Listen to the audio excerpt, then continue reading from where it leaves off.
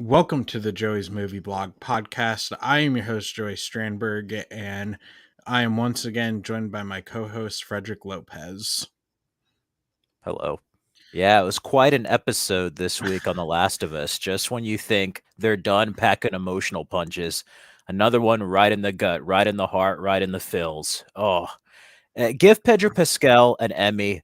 Like this episode, he has such a vulnerability as Joel, but seriously, not only like acting wise, writing wise, I see this show getting a bunch of nominations, like in front and behind the camera. Just hands down. And each Yeah, episode's felt different. I don't know about you. What do you think on that? Like each episode just felt very different from each other. Like, I mean, it's one long story of The Last of Us, but like each episode has had its own kind of flavor to it that I really enjoy. It's never the same in many ways. I apologize to the director if I butcher your name, but Yasmala is Bannock. Yeah, I she think I think this is the best directed episode thus far.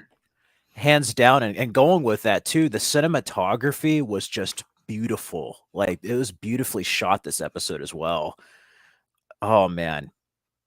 It was great seeing like the elements from the video game at this point in the story, but it was also great seeing kind of like the trip and journey kind of like expanded upon in many ways too, you know, and just seeing like Joel and Ellie just go through the wilderness of this post-apocalyptic America.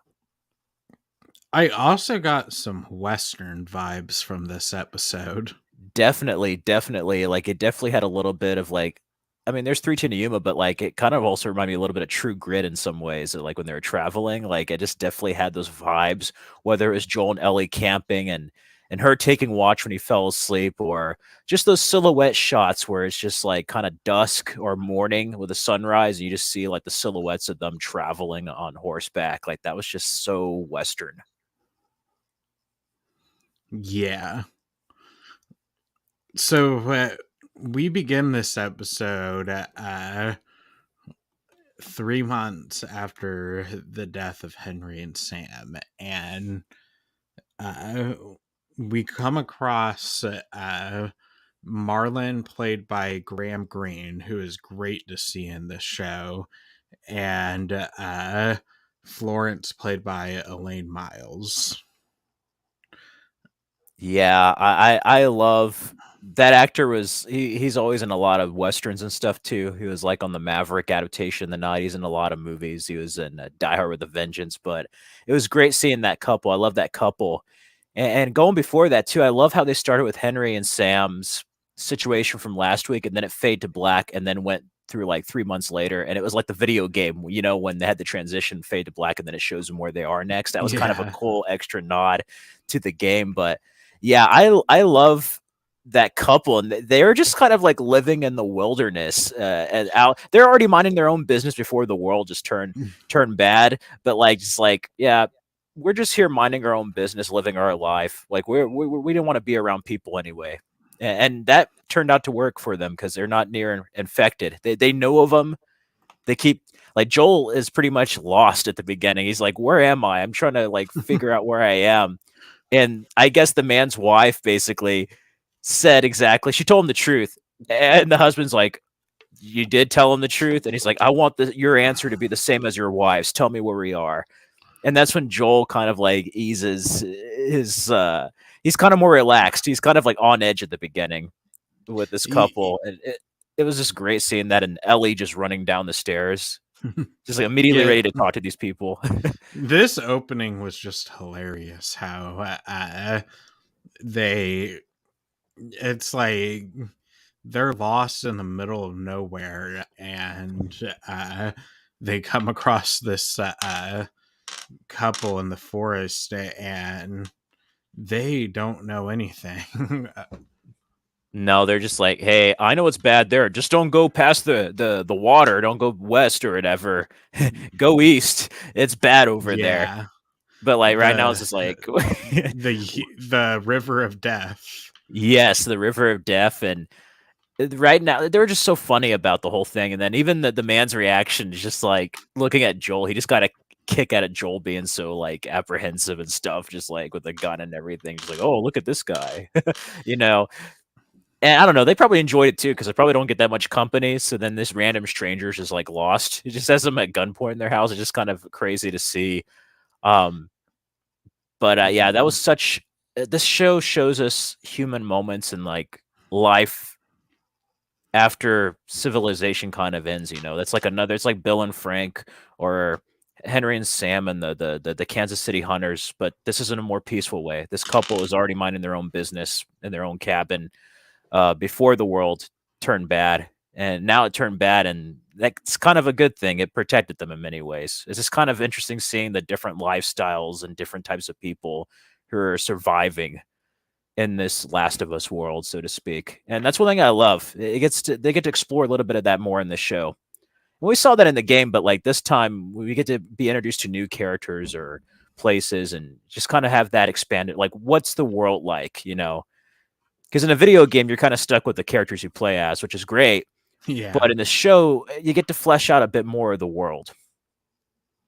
Yeah, definitely. And I love the scene where it's like, yeah, have you guys seen Fireflies? We get those in the summer.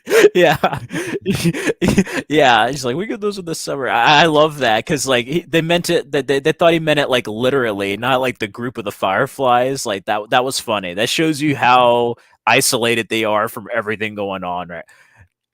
That couple just has such great chemistry. Those two, the actors did a wonderful job. I wanted to see more of them. I know why we couldn't see more of them, but it was like they had a funny moment, and I think some of that levity was needed at the beginning, especially after Henry and Sam last week's episode. But then this episode, throughout it, packs some really heavy emotional moments. In many ways, this episode is exercising the demons of the past with these characters of Joel, a little bit of Ellie, but definitely with Joel and his brother Tommy throughout this. But that was such a great opening, and then we see Joel just like leave them immediately after finding out where they are, and he's like kind of making up his mind. I love also the change in scenery too of like the winter. It's just like the game, but also it's just kind of cool seeing it in live action because we've been introduced to like overgrown wildlife or regular city environments. Now we get to see the wilderness and we get to see it like with snow during winter. And I don't know, there's something about that that also feels very much like a western in many ways. This whole thing could almost been like a neo western, really. Like it definitely gave me some like western vibes. Yeah, and we also get to see that like Joel is having panic attacks. Yeah, that was heavy. And at first I thought it was like a heart attack or something at first, but like you tell it just like there's this pain, but he's like it's like the responsibility of dealing with Ellie and then being in the dangers of this world with just himself and then her, you know? And I love that because it's almost like all the fears or should I say failures of the past kind of start coming to the surface in this episode. And that's another thing that like Pedro Pascal just does wonderful with his performance here. I mean, there's a lot of scenes that we talk about in a minute throughout this episode, but that was a start of it.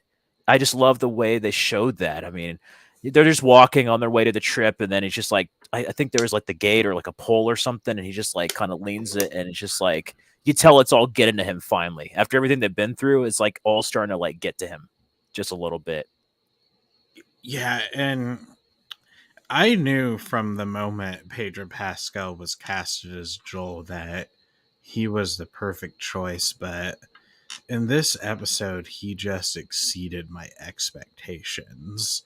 And my expectations were extremely high for this show. And it just makes me so glad that uh, I put a lot of faith in the creative team with Druckmann and Mason and HBO. So Yeah. just I have been a fan of him since Game of Thrones, and uh, seeing him on Mandalorian, he was awesome.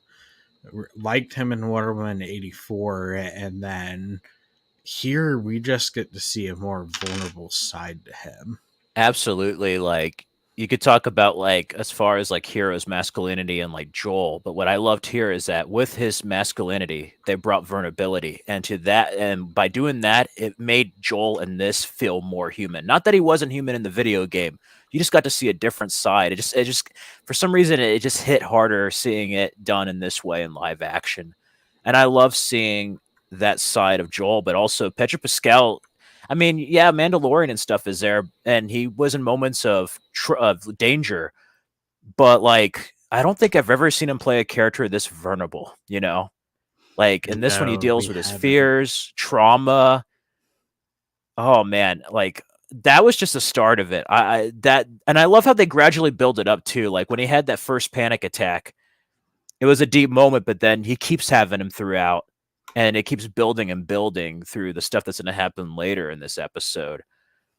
Oh man, it really made Joel a human character. I love all their performances, but we really got to see a lot from the actors, and I this is probably like so far my favorite episode of his, but probably like his best episode performance wise, like so far, like hands down. Like I was just not expecting to feel the way I did. I mean, that's The Last of Us. I know people who've played the game or even just watched the show. Like this show just throws some curveballs or shows us things that we did not know we needed to see. You know, like I didn't know I needed to see this story told in this specific way. But like, wow, this is damn good television. That's all I'm going to say. Yeah. Yeah, and like I kind of expected this to kind of be one of the weaker episodes of the show, but this is just one of my favorites, and uh, it just felt very human. And the fact that even the show could slow down for a bit just to give us action that was more emotional action and not uh Yeah, and we were talking about this a couple of streams ago about how because it slows down when there is action, or no matter how big or small it is, you feel it more. Like even moments where there wasn't like gunfire, I don't know about you, I felt tense. Sometimes this episode just makes me feel like I'm on the edge of my seat. Like I just feel like the other shoe's about to drop. You know, like it seems peaceful them walking and stuff, but then like when they encounter certain groups or they go to different places or there's danger, you just really feel it. And the video game had stuff like that, but I'm like, I don't remember it feeling as heavy as it does here. And we know what's gonna happen if it follows the game. And I mean, it mostly is so far. It's been a very excellent adaptation, I have to say. Probably one of the best video game adaptations so far. It might be premature to say. I don't know how the rest of the episodes are gonna go, but judging by the past 6 episodes, I'm willing to bet my money that yeah, this is gonna have a strong finish. And I absolutely love seeing that side of Joel, but also like I love seeing their relationship, their kind of like chemistry build up more of like this father figure and kid, kind of like protector. It does feel like a western, like sometimes when they're like they're protecting somebody or they're having to go cross country. It had that vibe. So after they leave the cabin and he has that panic attack, we kind of get like some montage of them traveling, beautifully shot sequences, and I just love it when they camp out and he's just like, he's like talking to Ellie and she's saying that, you want first or second watch, I think. And he's like, I'll take both of them. And we kind of saw a little bit of that before, in episode 4 when he was like, kind of like the Terminator, just staying up all night. But in this one, he just like falls asleep. But what I found interesting is that not only is he having panic attacks, but his dreams are getting more and more kind of like violent and abrupt in the morning. We kind of had a hint of that in the earlier episodes where he was just kind of like dreaming of the past. And even Joel, like he says later in the episode, like he doesn't know exactly what he's. I mean, we the audience know what he's dreaming of, but he just feels like he has a sense of failure, you know. yeah. And I just love seeing that. But then also how strong Ellie is as a character. She was like, I did everything you told me to do, and I was watching. And he's like, "Well, you're not supposed to do that." It's like, "Well, too bad. I just did." Like, I just love their banter between one another. Like, Bella Ramsey has really surprised me as Ellie. I mean, she's a great actress, and I don't know. It's just a more kind of like rough around the edges, kind of hard edge Ellie compared to the game. Like the game, she's still kind of a badass, but at the beginning, she's kind of more sheltered. Where Bella Ramsey, you could tell like her Ellie has been through a lot of stuff. Yeah, it's just again like Bella Ramsey captures both the hilarious side of Ellie, but also the emotional tragedy of the character of Ellie. And we'll get more to that when we get to the infamous scene. Yeah, yeah, yeah. And once they and it's also kind of fun because the campfire scene was just original concept art I remember from that. Yeah, because yeah, kids go to Etsy. You'll see a bunch of artwork printed out with that campfire. Last of Us art, wonderful Last of Us art, and I mean, it's just like Frank and Bill with a letter, or like other things with like Easter eggs. And was it episode 5 with Henry and Sam in the little bunker?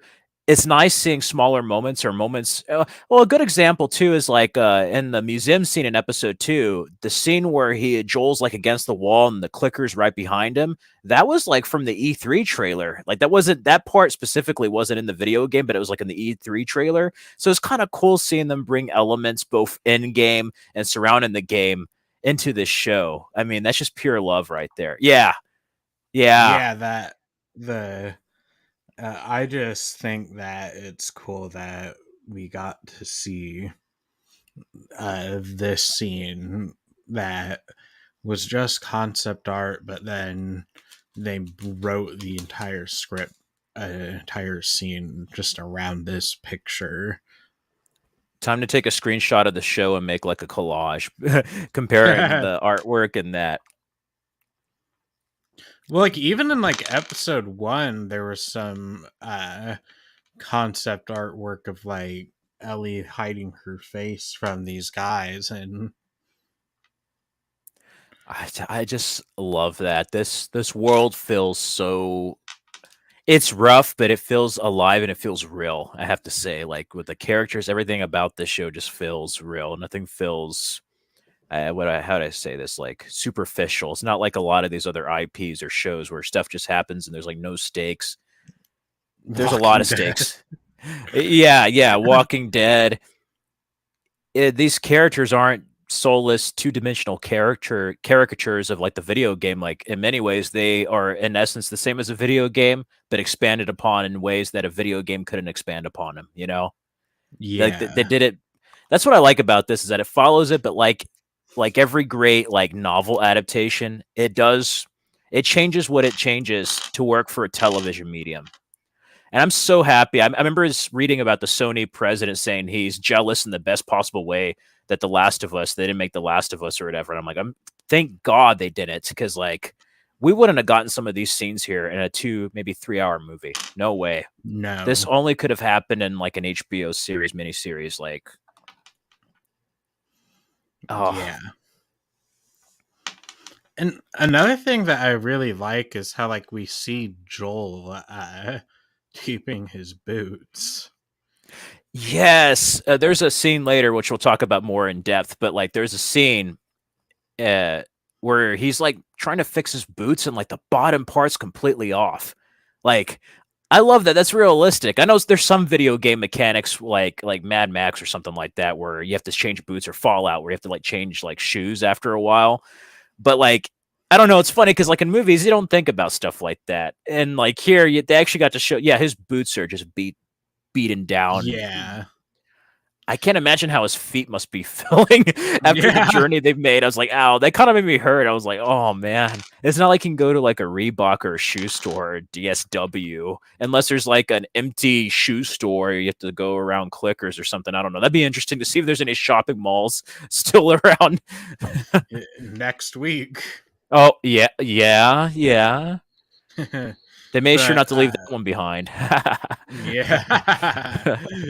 Yeah. uh, but yeah, like just seeing like little details about that with like because a lot of this stuff would probably suck now because it's been 20 years. It's like I thought it was kind of crazy with the 20-year-old Chef Boyardee like spaghettio thing from Bill and Frank, but like shoes, I was like, I didn't even think about that. It's like, Yeah. oh man. And then they're in snow too, so he has to deal with that like in the middle of snow and then walking and stuff. Like, Yeah. oh, but I love that whole like montage. I love the editing of it with them traveling after the campfire. And I think the slower moments do help because this packs some moments of tension as well as emotional moments for the characters.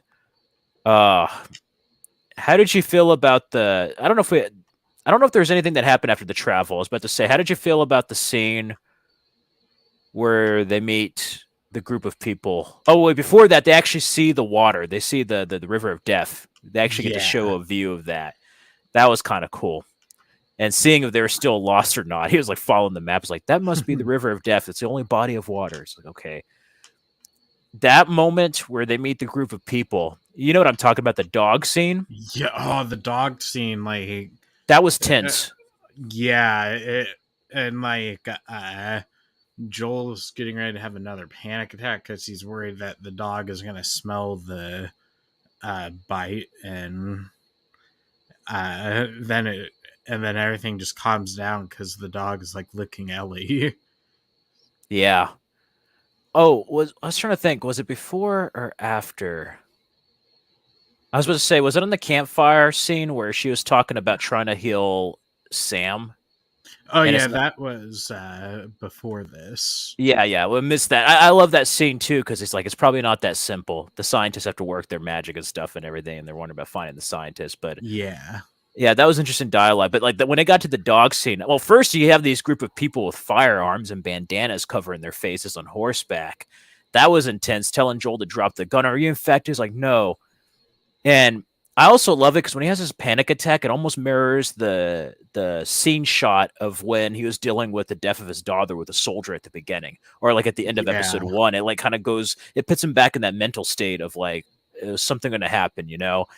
And he was good, and I was like, okay, that's great. That he got cleared for the dog, and then the guy's just like, try her next. And that whole scene just left me on the edge of my seat where I was just like, I don't know what's going to happen. I think at the last shot, what's going to happen. And then they do a brilliant thing where you think it's going to build up to something terrible. And then, like you were talking about earlier, Ellie's just playing with the dog. He doesn't sense any infection whatsoever.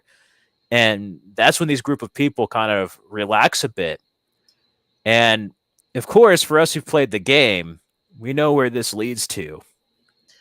Yeah, we meet Maria, played by Rutina Wesley from True Blood, Yeah. and she did such a great job in this. I didn't even know she was going to play Maria. I loved her. I was a fan of her on Arrow, and then True Blood. She was fantastic in, and it was so cool seeing her as Maria. And it was also kind of cool because they showed her before she was like properly introduced, and then the whole connection to Yeah. Joel and everything. She, like you just saw her in the bandana, just looking at Ellie. Like they just kind of show just the top half of her face that's covered up when she's with the other people. That was kind of cool. They slowly introduced her, and then of course she got a bigger role the further episode went along. But it was a moment to kind of relax a bit in many ways, and thankfully, well, we played the game, but I mean, if this is like Walking Dead, you'd be worried of like, are they going to like betray them or something going to happen when they go into this town? What's going to happen? Thankfully, it wasn't like that, but it's nice seeing how this little area again, it's like people who are surviving this world. It's kind of like you got Frank and Bill who like had that fence and security in their own little area for 20 years. This is a whole town full of people with not only some heating, but like farm animals. Movies. Yeah, movies. That was such a cool little moment with the movies. Like I was just like, wow. Not many people show that like for entertainment, especially for like little kids. Like that was kind of a cool little Yeah. moment. Again, just the little things this show does that makes it feel real and alive. But I absolutely love seeing this town. And that's one great thing about The Last of Us is that it isn't just about Ellie or Joel. It's like the last of humanity. And we got to kind of get to see different facets of humanity and how they've been surviving, the last of humanity, so to speak. And it was kind of cool too with the winter because then it had like a Christmas vibe. There's like a Christmas tree in the town. Yeah, and the kids are singing that one Christmas song, and then just. But one thing, who did Brutina Wesley play on Arrow again? Was she a lady cop? She was a villain that was a police officer who turned to like vigilante. I'm gonna look at the name. I'm trying to remember the name because she later on also appeared in. She was Lisa Warner, I think. Uh, where did she come out on? Let me look in IMDb. I'm gonna look at the episodes. But she was Lisa Warner, but she played. She's supposed to play like another villain. She was in season 4 and then was later in 5. She played like a police Oh, officer turned villain for like 2 episodes. And in the second episode she was in, she was with the other female villains like China White or Cupid, kind of like that female arrow that was like the red Cupid. She was part of like the yeah. femme fatales of the villains, but she had a very small role in that. But then, of course, True Blood, she was like one of the main actors on True Blood. No stranger to She HBO there. she was Um, also on Walking Dead. Oh yes, she was. Okay, so she's no stranger to post-apocalyptic Yeah. worlds. Yeah, I love like the little like scenes here, seeing the society, and you know, I haven't played The Last of Us Part 2, but I'm aware of certain things. We do get just a little bit of foreshadowing, and then maybe a potential love interest for Ellie. Was that her younger? I don't know. That's like I don't speculation. know. There's a I th- mean, the directors pointed out that this is very similar to a conversation they had. it's also funny because like okay, pretty much like they go in town and get kind of acclimated, and I guess none of the other kids are used to seeing another kid, or let alone a kid like Ellie. So there's Yeah, this girl who's just no. like hiding behind a this girl's like hiding behind a pillar, just like all like and then Ellie's like, what the fuck is she looking at or something? Like she just has that reaction of like, what's her deal? And it's like not everybody's used to seeing a kid like you.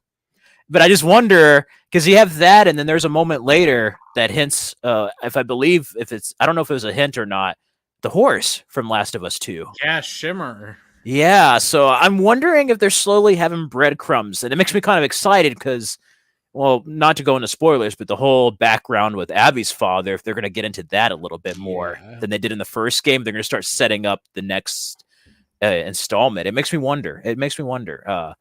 But that one, I was just kind of like thinking, I was like, was it or wasn't it? I don't know. There's going to be a 3-year time jump anyway, story wise. So I'm like, it still could be. It could just be her younger. But that was interesting seeing. That was interesting seeing like Ellie just kind of deal with this place, but then also Joel's just like trying to find his brother Tommy. He's like, "Where's Tommy? I need to find Tommy." He hasn't had radio contact with him for a while, and 7 years, I think. yeah, it was so great seeing Gabriel Luna again as Tommy. And it's cool that they gave him like a different hair too, and like a mustache. He kind of has like the mustache Yeah. look. You can kind of pull off the look of Tommy from the game as far as the long hair. Is like I could definitely see that kind of going to Last of Us 2 Tommy there, especially with him Yeah. and Maria. But I'm trying to remember like they meet him. I'm trying to remember. No, they're introducing the place. That's right. That's right. And he says like I want to keep this just between family, and that's when we find out that Maria is married to Tommy. Tommy has found a wife, And it's and just this awkward and scene. then like Ellie, it's like congratulations, and it's like Joel, say say congrats, you know. Well, you could tell Joel Joel is kind of jealous because Tommy is just thriving, and he's happily married. He's expecting a child, That and was a good scene there. We'll talk about that in a minute, but like, yeah, in many ways, Joel stopped living when he lost his daughter. Yeah. He stopped living, and he's just like he's just upset about the fact that like Tommy's just really just thriving in this new community, and uh it's just very it's very upsetting to Joel that he lost something, and it's kind of hard for him to congratulate Tommy because he felt like he failed. Yeah. And that like one conversation they have, I think also further accelerates the PTSD he's having in panic attacks.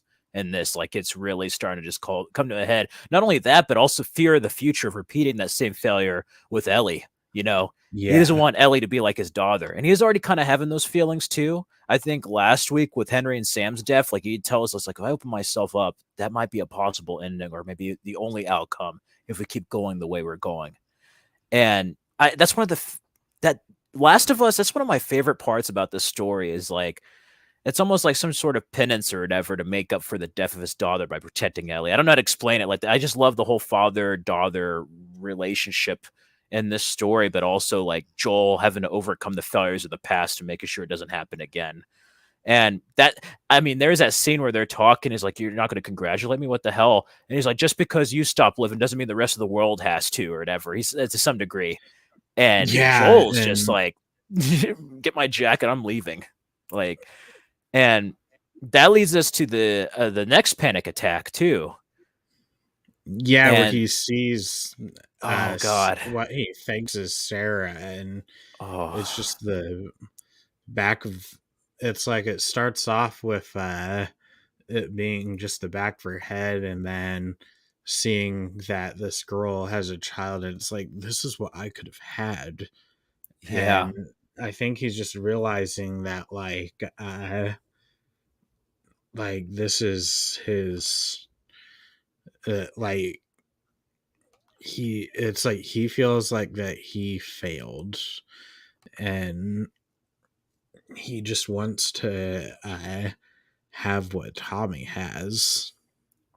yeah, and it's sad how they did it. Not only like that the woman looked like his daughter, but she would be around the same age his daughter would be, you know, if she was still alive. That hit even harder. Like that whole moment and the music. Petra Pascal's acting in this. I can't Oh stress this man. enough. Like, God, there's moments where I was just like, I was not expecting this episode to hit me this emotionally. But I mean, that's the Last of Us on HBO. Yeah. If you're not gonna cry, you will. And it's just sad. And I think I love the little moments of Ellie. Ellie's like little scenes kind of bring a little bit of levity to the heavy emotional stuff that Joel and Tommy are going through. Um, she ends up having like one of the houses or whatever. I don't know if they didn't have any cold or heating yet. Nobody was staying in there. Yeah, they have heat in Oh, the did you have heat? Yeah, houses. in They that one. said that. Yeah, yeah. Anyway, she gets out of the shower and they have like, she's like, I'll be across the street, but then they have like the freaking milk like breast pump thing. I don't know what it was, like some plastic thing It next to was there. a diva cup for Yeah, periods. yeah. And it was great seeing that humor, and then her just like explore the place, and then her and Maria get a little bit of scenes together. Yeah, so like Ellie finds above the fireplace this memorial thing, and it has the name of Maria's son Kevin, and then Sarah, and then Ellie's getting a haircut, and yeah, she says like, I'm sorry for the loss of your kids, and then it's like, kid, Sarah was Joel's daughter, and I think that's where it just clicks with her, Ellie, why Joel is the way that he is. yeah. Oh man, I was trying to remember was another thing we forgot to mention that I love. This goes up there with like the government or Nazis from episode 3. Is they're talking about like how everything works with the livestock and items in this little community, and Joel just tells Tommy, so basically communism. Not communism. And then Maria's just like, well, we're a community, a little commune, so it's communism. Yeah. That was kind of like a funny little Yeah. line there of like, okay, yeah. I don't know, like for some reason that just like that was a funny scene between them, and then also kind of shows you like Joel's already kind of agitated over Tommy's situation as well. I think after that scene, that's when we get to the movie, right? Like they're showing they have to go somewhere where like all the Yeah. like the whole community is like pretty much gathered, and all the kids are like on these little chairs like in the middle. The adults are kind of like chaperoning and just watching and hanging out with among one another. I was trying to figure out what movie was it. It looked familiar, but I Oh, couldn't. I forgot the name of it. Yeah, I heard uh, it. I'll look it up while we talk about it.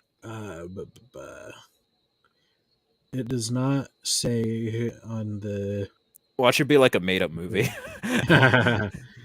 Yeah, it does not say here on the Wikipedia page. Oh, it's the Goodbye Girl that's playing supposedly. Oh yeah. Okay, so thank God that we now know it. And then Richard Dreyfuss. Okay. Yeah, and then I've like never seen it. I haven't either, because like usually I recognize movies, so that's why I was like wondering like what movie was it? Because I was like, this is weird. I don't know the reference. I'm like the kids in the post-apocalypse. I don't know what movie this is. This is so new to me in this world. But that's where like, and it's funny because like all the kids are drawn to that, and Ellie's kind of bored. She's like wondering where the adults are. It kind of shows you her mental frame of like surviving in this world where these kids, yeah, they've probably seen some rough stuff, but like for the most part, they've been in this peaceful little community. And I also like earlier in the scene too, the bar scene. I forgot to mention, Tommy's kind of like hesitant on helping Joel with Ellie because not only it's it being dangerous, him being a father, but he doesn't want other people to find out where this community is. They've had a peaceful life. They don't want any outside interference coming in and ruining their way of life so far. That's been pretty peaceful and nice. It's a little bit of a glimpse of like an older world that no longer exists anymore. But I love Yeah. that scene at the movies with Ellie, and she's like watching the film a little bit, but she's like bored. She's looking what the adults are doing. All the other kids are just glued. It shows you her mental frame. And that's when we see Tommy there talking, and then he kind of goes out a bit. But going to this scene, the scene with Joel and Tommy was probably the Oh. most emotional scene. It's the moment where we got to see Joel not only try to exercise the demons of the past, but confess his fears of failure and his trauma of the past, but also fears of the future that he may fail again. And it was such a moment that made him vulnerable. Like I absolutely love Pedro Pascal and Gabriel Luna's acting in this scene here. And Yeah, yeah, it got to show a. It's like he got Pedro Pascal got to show a side that he just never really got to show in any of the in like Game of Thrones and Mandalorian, and yeah, here it's just like he just acted his heart out, and hearing him talk about how he fails in his sleep, and uh, he uh, and like he's just breaking down into tears, and it's just seeing such a masculine figure get humanized this way. I don't consider emasculating like a lot of people do. no, and I hate this whole thing of like it's against toxic masculinity. I'm like, no, you can still be strong and masculine, but you can still be vulnerable. Everybody's like that. That makes you human. If you're not like that, you're a robot. I'm sorry. I get tired of these labels and media. I'm like, no, that makes him human. And especially as somebody who was a father who lost a daughter, I'm like, you would be that way. You wouldn't. I mean, in Yeah. some ways, he's kind of like was a robot as far as just surviving and not really living, but there comes it's more realistic in the way too that he's like almost was trying to forget his trauma until it's like starting to kind of be bottled up so much that it's coming to the surface finally. He has to deal with it. I just love that moment between the brothers, and even when Tommy's like introduced, he's like, "Hey, I saved you the trouble." That's what we see Joel. I was talking about earlier with his boots, and they're like split in half on the bottom. And then he's like, "I Yeah. decided to like save you the trouble," and he gives him like a new pair of boots. They look nice. I was just like, "Wow." I wonder if they had like a Cavender's boots in that town or something at one time or something. I don't know, but like, oh man, that was great. And then also him dealing with age. He's like, I'm not who I used to be. Like I'm getting older, I'm getting slower and stuff. So like, that's another aspect that they added. It kind of reminded me of Logan a bit. Yes, Logan already kind of had a Last of Us vibe, but like definitely like the moment where he's having doubts about helping X-23 Laura, it definitely had that vibe. Especially since they're like in a peaceful little area and there's like these kids. I don't know, for some reason that was definitely like Yeah. Logan. And I guess that too adds to the Western vibe of this. Is like, yeah, this could be a peaceful small town. You know, they're just going across and then they have to go into dangerous territories or with the other bad people that are in another area. But that whole scene just almost brought me to tears, just seeing that all in the open. And I love that they had this for Joel. Like Joel's just a great character, the way he's written in the video game, and then here. But that making him this vulnerable added a lot, and that's something that's much needed. I think. Uh, Yeah, I'm just glad that like they it's like because if they just went straight with what the game did, I think he'd just it's like it's like he would just feel like a robot in a TV show if like he was constantly like never getting injured or uh yeah, cuz if cuz like in the game like you could you could take one bullet and then still have health left, but like here uh he it's like he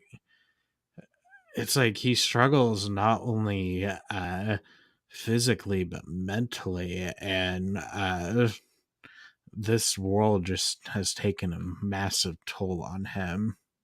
absolutely. Like just not only the past 20 years, but like think about like I mean he's had some downtime, but he really hasn't had a time to process everything and rest until this episode. Think of all the stuff that happened during the 20 years, but then add like, okay, we're gonna go out. Oh, we got caught under curfew. Let's go. Then Tess gets infected. Tess dies. He's gonna go meet Yeah. Bill. Oh, Bill's dead when they get there, so he can't have that alley. I mean, Bill left him stuff, and then they go, and then they have to deal with the Kansas City Hunters and stuff. They see the whole Henry Sam thing, like just everything. I'm like, this is like a moment where he gets to kind of breathe, but then also be like, what's happening? Like, I've been through the ringer basically. And Yeah. then also add that to like Tommy and everything being all sunshine and rainbows in Tommy's life. And he's just like, that was just like the icing of the cake. It's just like, great. Yeah, and I guess I forgot to mention that uh like Maria was the one keeping the two off from communicating because of Joel's past. Yeah. Yeah. Yeah. That was in the scene. Yeah. They're talking about that. That was interesting to say the least. And I'm curious to see how they're going to be exploring more because like I haven't played the whole game, but I do know that like Tommy and Maria are going to play pretty significant parts in part 2. Yeah, and So, I just think that like having it like Tommy expecting a child kind of just adds more to what Tommy is trying to build in Jackson. yeah, he's trying to have a life, like go back to some sort of normalcy if there's anything like that, you know. It's a contrast to definitely what Joel. I mean, even in Joel, like he was, yeah, they're like bartering and all this and doing jobs, but like it was a Fedra zone, so it was not really a perfect way to live, not the way that Jackson is, you know. So like, No, it's nice seeing the contrast between the two brothers in that area avenue. And that and like Ellie, like they pretty much just teach kids about how the government failed to stop a pandemic. Yeah. Yeah, and how to kill fireflies and all that. And it, it's like that's the type of zone Ellie lived in, and the food there, like it sounds like it just sucked. I think we're getting ahead of ourselves, but they're going to show a bit of that in the next week's episode on the preview of this Yeah, show. So that's going to be interesting to see Ellie's background now that we kind of got a bit more of Joel's past up into the surface. And speaking of Ellie, he's basically just saying, "Tommy, I need you, or can you do this?" In a way, he feels like he can't do it, and that gets to an emotional moment between Ellie and Joel, where she like overhears them talking. And to yeah, the I mean, that was such a great scene. It's funny because like there's other actresses that probably could have done it. Maybe that aged out like Caitlin Dever and other actresses, but like this one solidified why they got Pedro Pascal and Bella Ramsey. A lot of it's chemistry too, but like the emotion, the heavy emotional moments, I'm like, yeah. There's a reason why we have these two actors in these roles.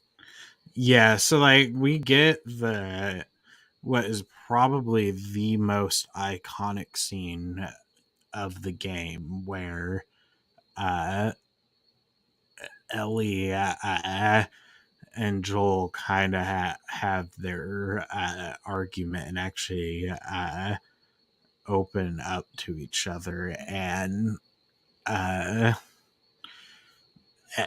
it's just like we get to Ellie gets to open up about her fear of being alone and how uh, everyone that she cared about either died or left her. And Joel just says like you have no idea what loss is, and then like brings up Sarah, and instead of like that you're treading on mighty thin ice here, he just says don't. Yeah, sometimes less is more, like Yeah, just everything, just emotion wise, everything emphasized in just one word. And I love that. And this is also like, not to go into spoilers because we did that a couple of streams back, but like for us who've played Last of Us 2, this is also good world building of what Ellie's arc's going to be in the second part. Like, yeah, this is a good foundation for the heavy stuff that she's going to have to like go through firsthand. In many ways, Joel is right. Like, you don't know what loss is, and that's going to be a journey that she's going to have to find out the hard way. yeah. Oh, that was And such a good scene. Like, that's going to be an Emmys. Like, if they're up for nominations, that's going to be like the awards clip right there. yeah, and Joel basically just says like you're not my daughter and I sure as hell ain't your dad, and come on, we're going our second ways. And Yeah. it just leaves her. And then he goes to bed and just thinks about his memories of raising Sarah. And then he turns off the lamp and we cut to black. And just it's just this episode I wasn't expecting to uh I wasn't expecting it to just be so emotional. Like episode 3 and 5 were so emotional, and then this just it feels like they punched us in the gut again. I love it too because I was so afraid, even though it would have been beautiful, that they were going to end it on that scene where the lamp turns off. I was like, oh no, don't tell me that's it. But no, it's like there's more, and it's going to hit you in a different way than just emotionally. I love that Yes. we see like this next sequence. Yeah, so pretty much he kind of changes his mind in a way. Yeah, so like Tommy arrives to take Ellie to the stables, and they find Joel trying to steal a horse, and he gives Ellie a choice to either go with him or Tommy. But like before he could even say uh like before he could even say I think you'd be better off with Tommy, she just throws the bag at him and chooses him. Yeah, that was, oh man. I love the relationship in the video game, but then seeing it here in live action, man, It's just this is good. This is a good show. It's a great show. And that's when we kind of continue on to our portion of the university, and that was kind of surreal to see after playing the Yeah. game. Like that was like, oh my god, this is just like that. Oh my god, like I remember being lost here and trying to figure out where to go, but then just seeing the zoo overran, you see like first there's more traveling, and like I said earlier, Yeah. beautiful, beautiful cinematography. Like the way this is shot was just like each frame was just like a work of art, really, in this episode. And Yeah, she like the it's like we just get to see them shooting learn like Joel teaching Ellie how to shoot, and we get that one line where like Joel is talking about pulling the trigger, and it's like, are you gonna shoot her or get her pregnant? and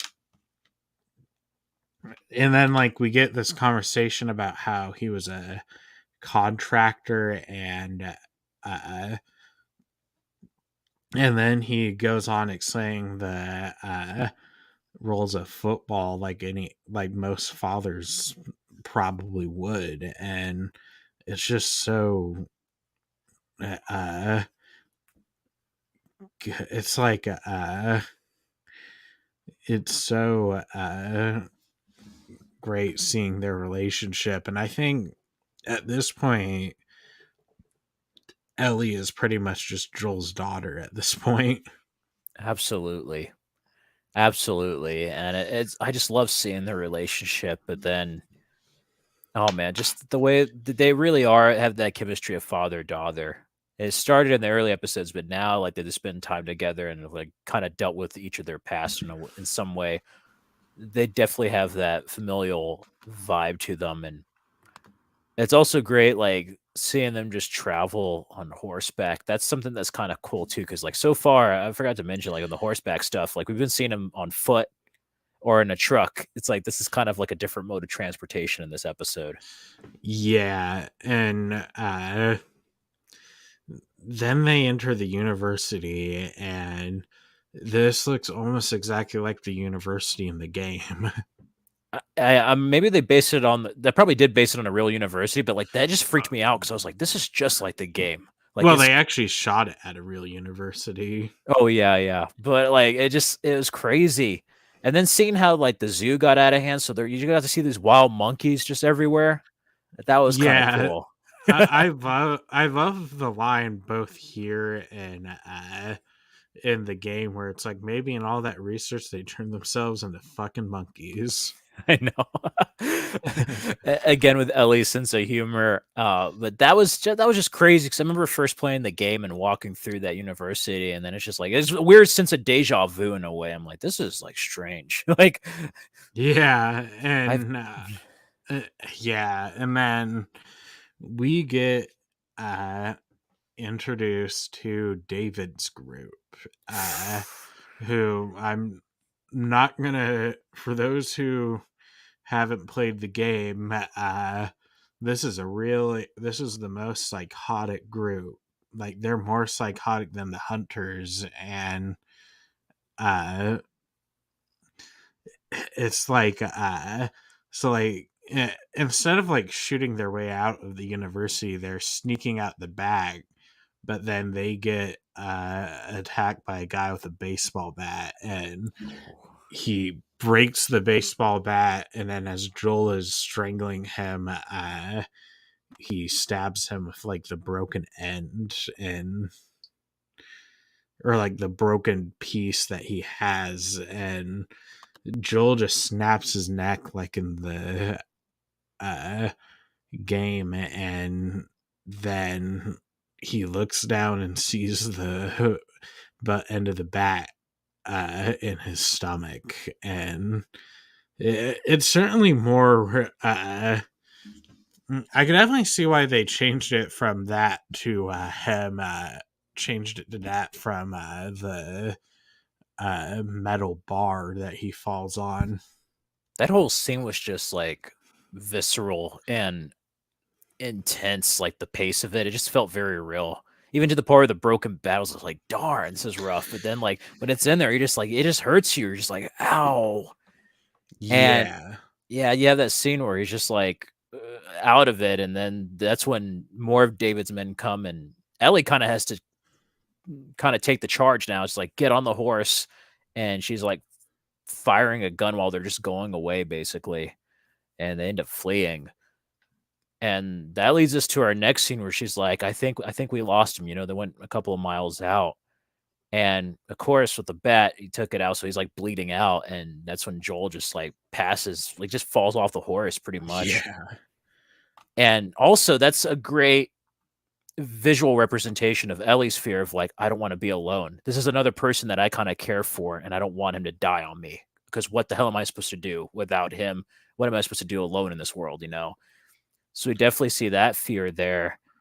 And I love where they end it, because they are adapting the DLC of Left Behind that's added in there, and we're gonna not only see more of Ellie, but then I'm pretty safe to assume that we're gonna see her trying to find medical supplies to help Yeah. Joel. So that's gonna be interesting. Yeah. And it's just such a great way to leave us off and uh, make us wait another week just to see what happens next. I would love to binge watch this once it's done from start to finish. Like seriously, just pick one I Saturday and just know. binge it. And I love all the behind the scenes featurettes as well on each week's episode. And one thing I was just thinking about that's kind of cool for people to know, we're going to see Ellie's backstory and someone she cared about. What I love is you have a separate kind of love story with Bill and Frank, right? In the third episode. Well, there's 3 episodes left. This is going to be another love story, but it's going to be the third one out on the back end instead of the front end. So I like the symmetry there Yeah. with those two, like the third episode and the 7th episode being kind of similar in many ways about love in this world. That's going to be interesting. I never really thought about it that way until I was like, oh man, I can't believe we only have 3. I was like, it's going to be over at 9. And I think they can get everything in. I'm worried that they might not, but or this going Uh, to be rushed, but I think they will. I think they will. no, I think I think they've been really smart about knowing what the most important pieces are and what you could Yeah. cut. Like they cut a bunch of the gameplay sequences from the game, like where characters are just getting interrupted from their conversations by raiders entering, which I think is a really smart thing to do when adapting.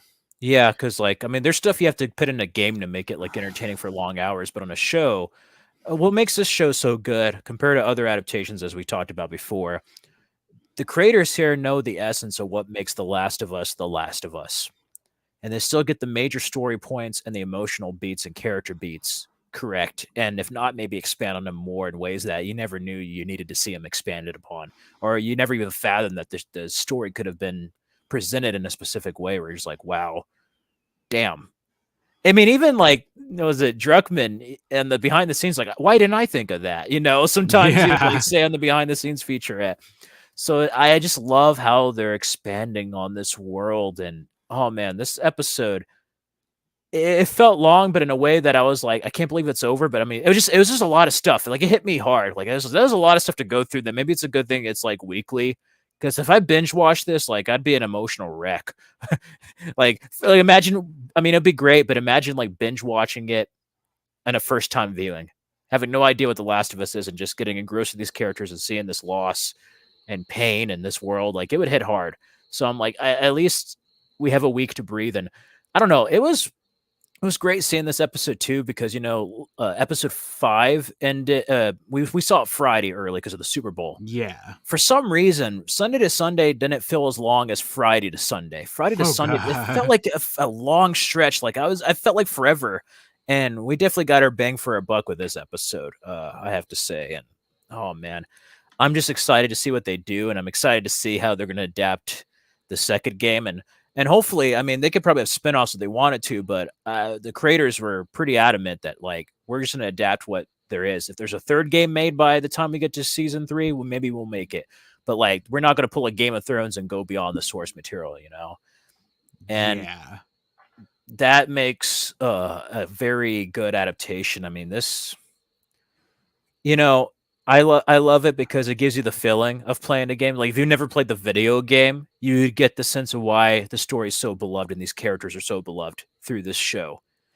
That's a very rare thing because a lot of adaptations just miss the mark, and I think these creators just do a wonderful job. And again, like I said earlier, they understand what makes The Last of Us The Last of Us. And oh, I can't wait to see the Left Behind episode with them all.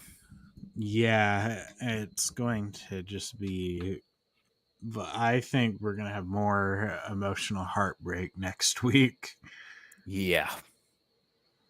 For those who played the game, you know where it's going. It might go even further. Like, Yeah, especially like this Ellie, I'm like, she might do something that gets one of her loved ones in trouble, or and also like I love seeing the Fedra aspect of her upbringing. Like you're gonna see her backstory now, which is something on the show that hasn't really been explored very much. It's been kind of hinted at here and there, but we're gonna finally see that. Oh man, I can't wait. I can't wait, but I'm a little bit sad in the fact there's only 3 episodes left. I know. I don't want there to. I don't want this show to end at all.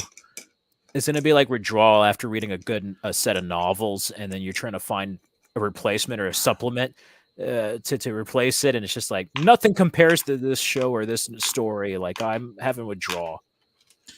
I know, but like we're gonna have Mando Oh yeah, next season week. 3. Yeah, wow. I can't believe it's next week. March. I can't believe it's March. February was a fast month where I'm like, what? It's March? Yeah, Yeah, because I was looking at there's Mando, and then Creed 3's out next Friday, and I was just like, what? wow. I just saw the previews to that. Like, and then you have like John Wick and stuff. But like, yeah, Pedro Pascal. Unless there's a moment where like Baby Yoda's gonna die, I don't think we're gonna see that level of vulnerability like we did with Sunday's episode.